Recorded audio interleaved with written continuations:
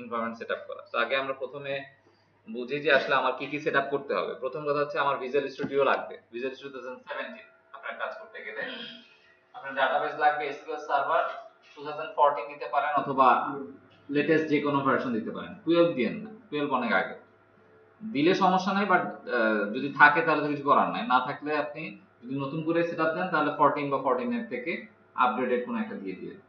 অবশ্যই ম্যানেজমেন্ট টুল যেটা আছে এসকিউএল সার্ভার ম্যানেজমেন্ট টুল সেটা ইনস্টল করবেন, রাইট। এরপরে আসে হচ্ছে ভিজুয়াল স্টুডিও কোড সেটআপ করবেন আপনার পিসিতে। ভিজুয়াল স্টুডিও কোড শুধু ভিজুয়াল স্টুডিও কোড দিয়েও ডটনেট করে কাজ করা যায়, সেক্ষেত্রে কমান্ড লাইন ইন্টারফেস আছে সেটা দিয়ে কাজ করতে হবে। আমরা সেটা নিয়ে পরে আলোচনা করে ফেলবো। ডটনেট করে কাজ করতে গেলে আপনি যদি ভিজুয়াল স্টুডিও 2017 এর লেটেস্ট ভার্সন দেন তাহলে অটোমেটিক্যালি আপনার পিসিতে ডটনেট কোর সেটআপ হয়ে যাবে। বাট আপনি যদি মনে করেন না ভিজুয়াল স্টুডিও 2017 এ আপনার জন্য আপনার পিসি কনফিগারেশন অনুযায়ী কাজ করেন স্লো ডাউন হচ্ছে, আপনি এটি অ্যাভয়েড করেও ভিজুয়াল স্টুডিও কোড দিয়ে এবং ডটনেট কোর সিএলআই দিয়েও কাজ করতে পারেন, রাইট। সো আমি আগে আপনাদেরকে বলি ডটনেট কোর আসলে কিভাবে কাজ করে। সো ডটনেট কোর আমি লিখলাম, সাপোজ আমি ডটনেট কোর ডাউনলোড লিখলাম, ওকে। তাহলে এই পেজটা আমার কাছে চলে আসবে, ডটনেট core download for Linux Mac OS Windows. So 15 এর সুবিধাটা নাই স্যার ভিজুয়াল স্টুডিও 15 এ বলতে কি মানে 15 আপনাকে আপডেট করতে হবে যদি ডটনেট করে কাজ করতে চান। 15 এর লেটেস্ট যে ভার্সনটা আছে ওই ভার্সন আপনাকে আপডেট করতে হবে, তাহলেই সুবিধা পাবেন আর কি। সো ডটনেট কোর যে ডাউনলোড পেজটা আছে এখানে দুইটা জিনিস আছে, একটা হচ্ছে ডটনেট কোর 2.2 আর একটা হচ্ছে ডটনেট ফ্রেমওয়ার্ক 4.7.2। সো আমরা যেহেতু কোরে কাজ করব সো ডটনেট কোর 2.2 টা আমরা ইনস্টল করব আমাদের পিসিতে। এখানে দুইটা ভার্সন আছে, একটা হচ্ছে build apps download ডটনেট core SDK, 17 তো এটা সব দেওয়া আছে এগুলো না সবই দেওয়া থাকবে, হ্যাঁ। তারপরে যদি মনে করেন যে লেটেস্ট ভার্সনটা নাও থাকতে পারে, যেমন ডটনেট কোর 3.0 আসতেছে, তারপরে হচ্ছে এখন 2.2 চলতেছে, কিছুদিন আগে 2.1 ছিল, 2.2 চলতেছে, মার্চ এপ্রিলের দিকে 3.0 চলে আসবে। সো লেটেস্ট যেগুলো আছে সেগুলো যদি আপনার পিসিতে পেতে চান তাহলে এখান থেকে এসডিকে টা ডাউনলোড করে নিতে হবে। এই এসডিকে টা হচ্ছে মূলত আমরা যে ডেভেলপমেন্টে কাজ করছি এই ডেভেলপমেন্টে কাজ করার জন্য যে সকল এপিআই লাগে, যে সকল লাইব্রেরি আছে, যে সকল যা আছে এই ডটনেট কোর এসডিকে টা আছে এই জিনিসগুলো প্রোভাইড করা যায়। সো এই এসডিকে টা আপনার ডাউনলোড করে নিতে হবে। আর ডটনেট কোর রান টাইমটা আসলে শুধুমাত্র ক্লায়েন্ট যে পিসি গুলো আছে, যেমন ধরেন আপনার কিছু যে পিসিতে আসলে আপনি ডেভেলপমেন্টের কাজ করবেন না, যে পিসিতে আসলে আপনার ডটনেট কোর অ্যাপ্লিকেশন শুধু আপনি বিল্ড ভার্সনটা আর প্রোডাক্ট ভার্সনটা আপনি আসলে রান করতে চান, সেই পিসিতে ডটনেট কোর রান টাইমটা ইনস্টল থাকা লাগে, রাইট। যেহেতু আমরা এখন ডেভেলপমেন্ট ফেজে কাজ করব তো আমাদের ডটনেট কোর এসডিকে আমাদের পিসিতে থাকা লাগবে।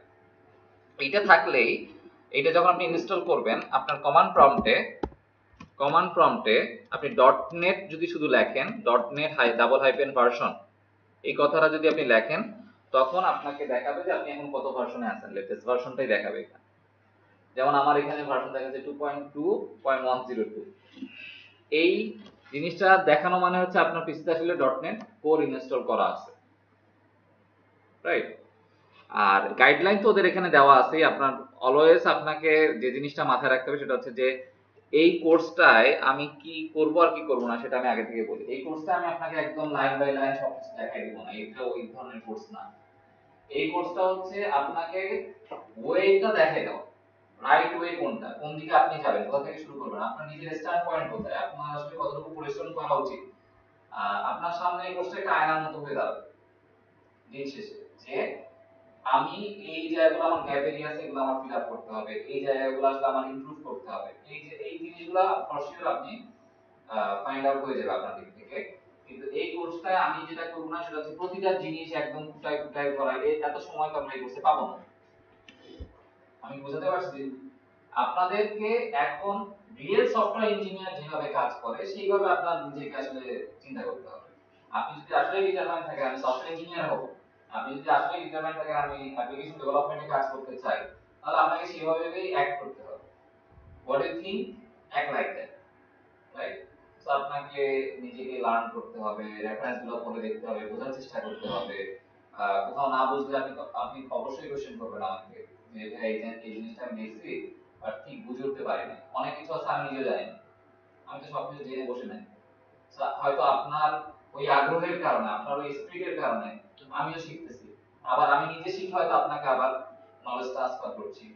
তো এইখানে আসলে কমিউনিটিটা ইম্পর্টেন্ট। আমরা যেভাবে আসলে আগাবো সেই জায়গায় আমরা একজন আরেকজনের সাপোর্ট কতটুকু হতে পারছি এটা ইম্পর্টেন্ট। সো গ্রুপের ক্ষেত্রে আপনারা ওই যে গ্রুপে যে চেয়ার অপশনটা আছে এটা অলওয়েজ অ্যাক্টিভ থাকবে, একজনের সাথে কমিউনিকেট করলেন চ্যাটের মাধ্যমে। এছাড়াও পোস্ট, কন্টিনিউয়াস পোস্ট দিলেন, বিভিন্ন জিনিস যে আপনি লার্ন করছেন আপনার লার্নিং এর এরিয়া থেকে পোস্ট দিতে থাকবেন গ্রুপে। গ্রুপটাকে ভাইব্রেট রাখতে হবে অলওয়েজ, গ্রুপটাকে অ্যাক্টিভ রাখতে হবে। বিকজ আপনি অনেক কিছু হয়তো আপনার নিজের প্রথম থেকে লাইন আপ করে শিখতে হচ্ছে, বাট 3-4 জন মিলে যদি ওই লার্নিংটা ভাগ করে নেওয়া হয় তাহলে কাজটা কিন্তু আর ওইভাবে কঠিন থাকে না, রাইট? সো এখানে আমাদের এই কমিউনিটিটা ইম্পর্টেন্ট, আমি অলওয়েজ যেটা বলে আসি। সো .NET কোর যদি আমরা ডাউনলোড করি, এটা ইনস্টল করলে আপনার পিসিতে .NET কোর এসডিকে টা ইনস্টল হয়ে যাবে এবং আপনি দেখবেন যে এখানে .NET ভার্সন দেখানো মানেই হচ্ছে কি ইটস ওয়ার্কিং। সো আপনারা আপনাদের যে পিসিতে যারা বসে আছেন একটু দেখেন যে .NET ভার্সন লিখলে আসে কিনা। জাস্ট কমান্ড প্রম্পট ওপেন করলেই হবে, সিএমডি কমান্ড প্রম্পট ওপেন করলেই হবে।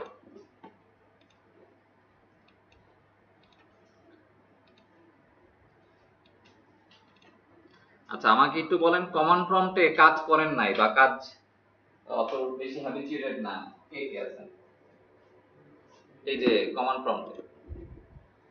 ওকে, ফাইন। সো এইটা একটু আপনারা হ্যাবিচুয়েটেড হয়ে গেলে আপনাদের জন্য জিনিসটা আরো ইজিয়ার হয়ে যাবে, রাইট? কমান্ড প্রম্পট জিনিসটা আসলে কি, এটা হচ্ছে উইন্ডোজের আরেকটা ইন্টারফেস। আমি যেমন উইন্ডোজে এভাবে ক্লিক ক্লিক করে কাজ করছি, একটা অপারেটিং সিস্টেমে যেভাবে কাজ করতে পারি, কমান্ড প্রম্পট দিয়েও আমরা সেই কাজগুলো করতে পারি। যেমন লিনাক্সেও তাই। লিনাক্সে তো ইউআই আসছে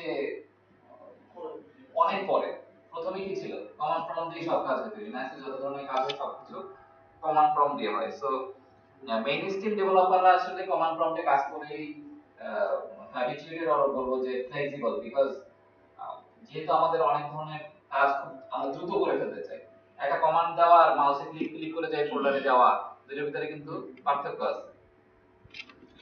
আসেন আমরা আমাদের প্রথম কনসোল অ্যাপ্লিকেশনটা বানাই ফেলি .NET এ। সবার কি আসছে ভার্সন 2.1? ওকে, ফাইন। 2.1 আসছে সবার, ওকে, ফাইন। তাহলে আপনারা 2.2 আসছে, ওকে, মানে 2.1 যারা আসছে তার মানে আপনার লেটেস্ট ভার্সন 2.1 আছে। আপনার ওইটাই .NET কোর এসডিকে টা 2.2 ডাউনলোড করলে 2.2 अवेलेबल হবে। .NET কোর যেহেতু সাইড বাই সাইড কাজ করে, তো আপনি 2.2 ডাউনলোড করলে 2.2 আলাদা একটা ফোল্ডারে থাকবে। কোথায় থাকবে? আপনার যে ড্রাইভে ডাউনলোড করবেন সেটা, যেমন সি ড্রাইভ হচ্ছে আমার আসলে উইন্ডোজ, সো প্রোগ্রাম ফাইলস, এখানে .NET নামে দেখবেন একটা ফোল্ডার তৈরি হবে, রাইট? .NET এর ভিতরে এসডিকে, এই যে এসডিকে আমার লেটেস্ট ভার্সন, এর আগে যত আমার এসডিকে ছিল সবগুলো আছে, পাশাপাশি লেটেস্ট 2.2.202, মেবি এর পরেও আসতে পারে 2.103 আসছে, মানে এগুলো হচ্ছে মাইনর ভার্সন।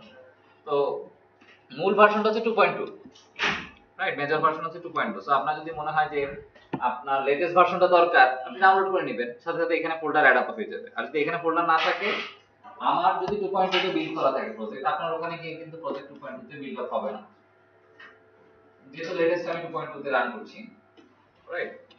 সো আপনি আপনার মতো করে সময় করে একবার 2.2 ডাউনলোড করে নেবেন, যাদেরটা 2.2 নাই, লেটেস্ট যেটা আছে সেটা ডাউনলোড করে নেবেন। এবার আসি আমাদের আমরা জাস্ট একটা কনসোল অ্যাপ্লিকেশন তৈরি করার চেষ্টা করি। জাস্ট আমি এইটুকু ভিডিও